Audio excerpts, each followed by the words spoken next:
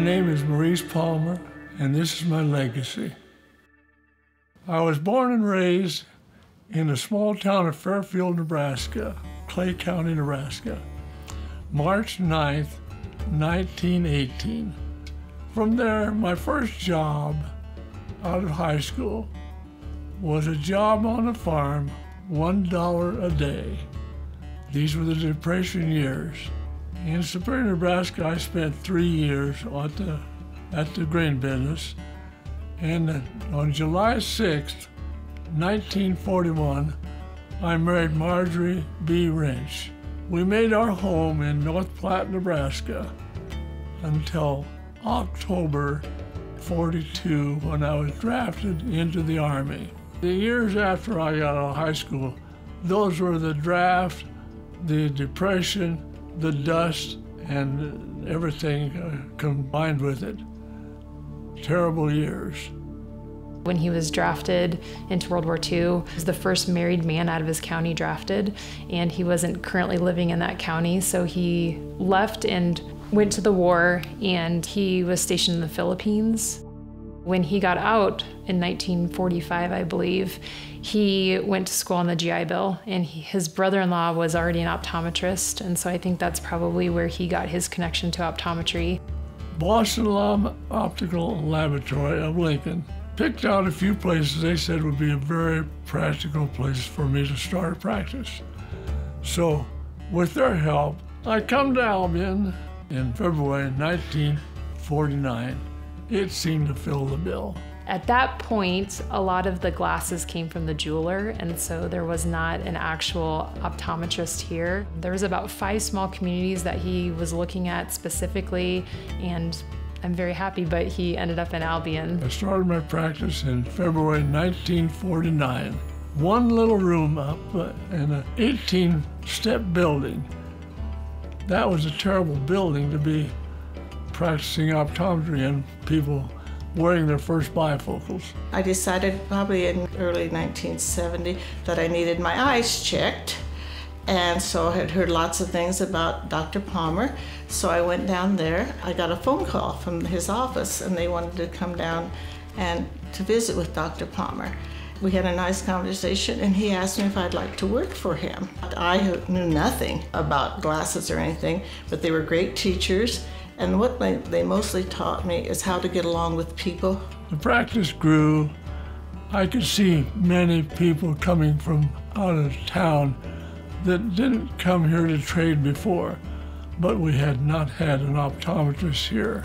So it drew people in, and my practice just grew from word of mouth. Went off to college at the University of Nebraska, did my undergraduate there, and then went off to Illinois College of Optometry in Chicago, and spent 4 years there, and then I did a rotation down in Albuquerque, New Mexico. Came back to Albion in 1974 and joined my dad's practice. He and I worked together about 10 years. I purchased the practice in 1977. In 1961, he moved it to the current office where it is now. We've remodeled a couple different times to just try and make the office better for the times, but it's the exact same office that he moved into in 1961, the same halls that he walked, I walk every day.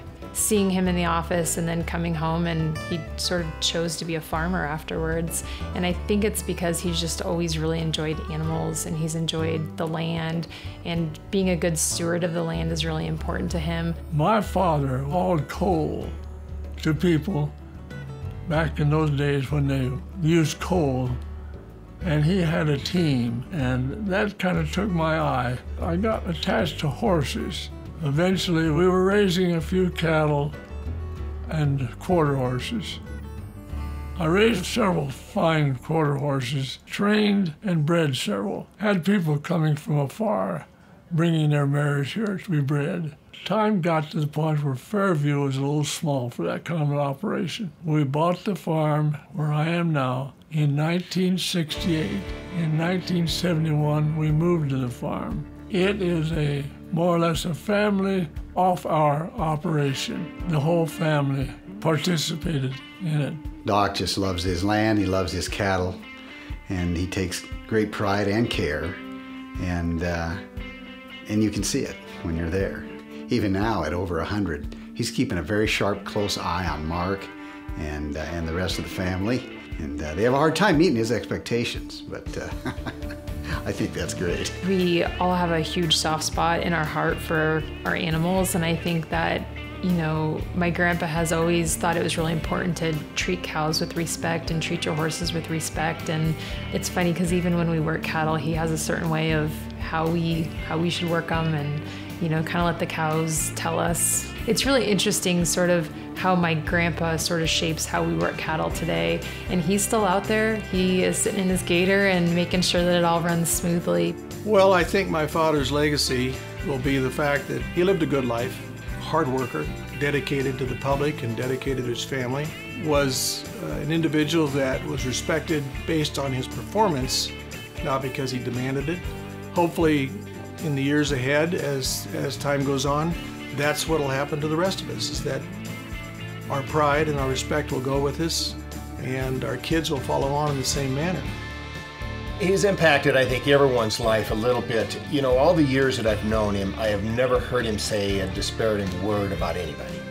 I mean, he's always got a smile on his face, he's always pleasant, he always talks up people. I think that's an important thing in a legacy of a person's life, that people look at you and smile and remember you and say, oh, he loved the races, he loved his horses, he loved cattle, he loved the work he did at the office, he loved his grandchildren, he loved his family. I want people to know how lucky we were to have him in our community, how fortunate the people in Albion and the people in Boone County are fortunate to have had the Palmers in their community. He really chooses to see the good in things. I think he's extremely positive, and I think that might be his secret to living to 101, is just how positive he's always been. And even to this day, you know, if he has a malt, that's the best chocolate malt he's ever had. And if he goes to the Husker game, that's the best Husker game he's ever seen. And it's hard to put into words what family means, but, you know, they're very important.